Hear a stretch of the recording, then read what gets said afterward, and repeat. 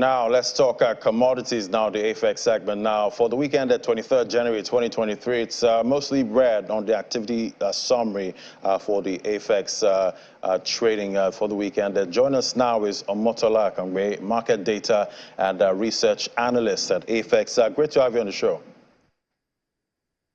Hi, good morning. It's a pleasure to be here this morning. All right, Omotola, give us a breakdown of performance on the exchange. So like you said, key indicators actually saw major declines across most of our key indicators. For our turnover, there was a decline of about 14%, declining from about 3.7 billion naira to close the week at 3.2 billion naira. There was also a decline of 47% in total volumes of contract traded, declining from 12 million contracts to close the week at 6.2 million contracts. There was also a decline of about 13% in number of deals traded, declining from 239 deals to close at 208 deals. The AFEX commodity index, however, saw an increase of 3.3% to close the week at 492.28 points. The AFEX export index, however, saw a marginal decline of 0.2% to close the week at 245.43 points. Across volume traded, we saw an increase in the volume of paddy rice, sorghum, cocoa, and sesame. For our price update, there was an increase of 11.94% in the price of maize to close the week at 239.76 naira. There was also an increase of 3.20% in the price of soybean to close the week at 335.49 naira. We also saw an increase of 6.9% in the price of paddy rice to close the week at 328.83 naira. Cashew saw an increase of 8.93% to close the week at 494.38 naira. Cocoa also saw an increase of 1.74% to close the week at 1,896.7 naira. Sorghum, however, saw a decline of 7.94% to close the week at 261.46 naira. The prices of other commodities remain flat. To get more information about our commodities, kindly visit our website at africaexchange.com. And to trade commodities, you can download COMEX on Play Store or the Apple Store.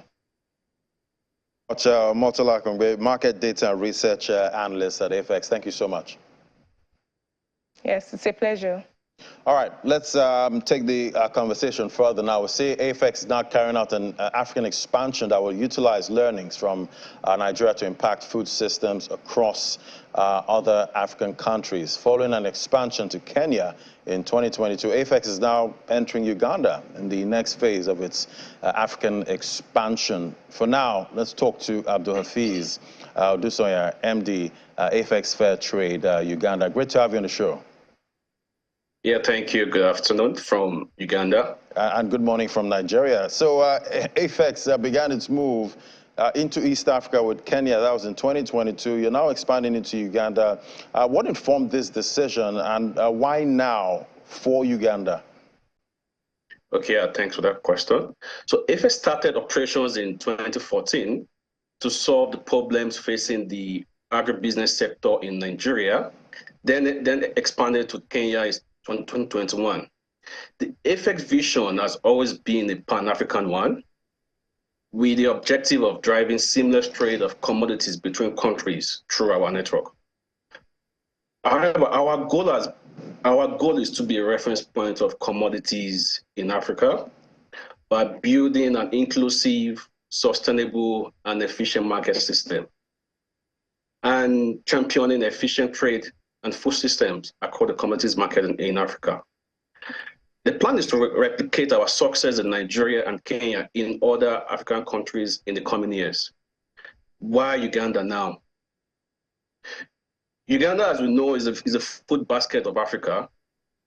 Uganda's agricultural potential is one of the best in Africa, with low temperature variability, fertile soils, and it has 2 rainy seasons in Nigeria, so leading to multiple crop harvests per year. According to United Nations Food and Agriculture Organization, Uganda's fertile agricultural land has the potential to feed more than 200 million people No wonder the neighboring countries like Kenya, DRC, Sudan, Tanzania, and Rwanda get their produce from Uganda. In last financial year, agriculture accounted for 24.1% of GDP of Uganda and 33% of export earnings for Uganda. Due to these reasons and many more, we see it as logical that the next country to move to is Uganda. All right, but how will the addition of Uganda, how that impact AFEX's operations and business focus going forward? So your attention is not, overly divided. Okay, so the focus will remain to ensure seamless trade across commodities markets in Africa, with operations of each country we expand to functioning independently of each other. However, contributing to the overall vision of helping Africa feed itself by boosting food security and making food production more efficient in Uganda. And we're doing this by closely aligning our goals with the United Nations SDGs. Zero poverty, zero hunger, gender equality, decent work and economic growth, then sustainable consumption and production. There are challenges in Uganda, which it's the same across a lot of African countries. Challenges like poor infrastructure, limited market access, fragmented market structure, limited access to financial services and funding, insufficient supply chains, and low institutional coordination. But we at AFEX, we know how to address these challenges by supporting and closely working with players and stakeholders in the Uganda food systems, by coming up with innovative ideas to unlock the opportunity the Uganda grain value chain has to offer. So we're going to do all this through input financing and farmer training during pre-production, production, and after production. And also we will ensure efficient planting and input application processes, good agronomic practices during production too. We will also provide storage access, partner with logistic companies here in Uganda, then standardize grading here during aggregation and processing. We will also provide access to markets to farmers by linking them to the major millers, processors, etc. And finally, we will also do this by providing market data and information to enable players in the entire value chain optimize value.